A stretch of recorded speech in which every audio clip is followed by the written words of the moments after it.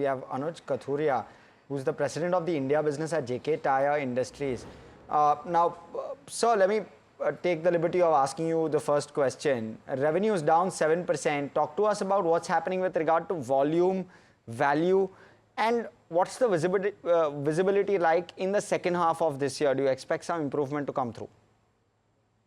Yeah, so talking about the volume and the value that in quarter two, what we saw, if I were to divide this into, say, the replacement market as well as the OEM market, the OE demand was very sluggish, muted, especially in the commercial vehicle segment. And that too, in the medium and heavy commercial vehicles, we have seen that there has been a slowdown from April itself. We expect this to come back. The reasons for having this muted demand in H1 was because of the infra projects were they will be rear-ended this year. All the capex that has been committed will happen in H2. The monsoons also got extended into September. That didn't help. But in H2, we expect that the demand from the OEMs, especially in the commercial vehicle segment, should be better. Quarter four is generally a very good quarter for them. So definitely we expect that in quarter four, the demand should be back from the OEM side. On the passenger car side, the OEMs, while they are working on a large, the base effect is there, but there has been growth. And we expect that for the year as a whole, we will see a growth, although it may not be as per the earlier projections, but it should be somewhere in that range of mid to high single-digit growth.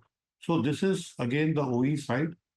Talking about the replacement demand, we have seen that the replacement demand, even for us in quarter two, we had a growth as compared to the previous corresponding quarter.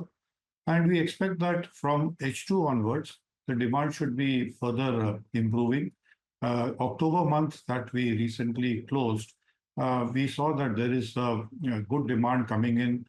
The festive cheer is there, and it is going to continue into November. Again, quarter four, we will see that the demand from replacement will be good. Exports for us in the first half has been better. We got an 8% growth over the corresponding 6-month period. We expect that the momentum that we have built for ourselves in the export market, this should continue also into the second half of the year. Now, Mr. Kathuria, good afternoon, sir. It's Puneet here joining into this conversation as well. Thank you so much for joining us today. Before I get into the export demand picture, I just wanted to talk about the current RM cost that has been having. So raw material costs have been, a pain point for tire makers in this particular quarter. Talk to us about, what is the current picture going into Q3? What have you seen in the month of October in terms of natural rubber prices? And have you taken any price hikes in Q2 as well as in October until now as well? Talking about the raw material basket, there, as you rightly said, natural rubber prices were very volatile. They had gone up very sharply in quarter two. We have seen that post the monsoon, both in terms of availability as well as the pricing, it is now becoming favorable. October, we saw that the prices have been coming down, although it is a little volatile and we'll have to watch it very carefully. But domestic natural rubber prices are now in the, they have come down below the 200 mark, and we expect that they should continue to be in that range going forward. The other components that make up the raw material basket, there also we are seeing that there is a little bit of softening, be it carbon black or be it the other synthetic rubbers. So there overall we will see that the lag effect of whatever we saw in Q2, some part of it will follow into Q3. But going forward in Q4, we see that the raw material prices as a basket should be coming under control, and they should be favorable as compared to quarter two, what we saw. So this is about the raw material side. On the price hikes, yes, we have been taking periodic price hikes. We have been, this was started in April itself. We have taken it as a staggered approach based on the market dynamics, and this varies from each segment. So each segment has to have their own outlook and the approach. We have also recently announced another increase in our commercial vehicle tires, especially in the TBR in the last week of October.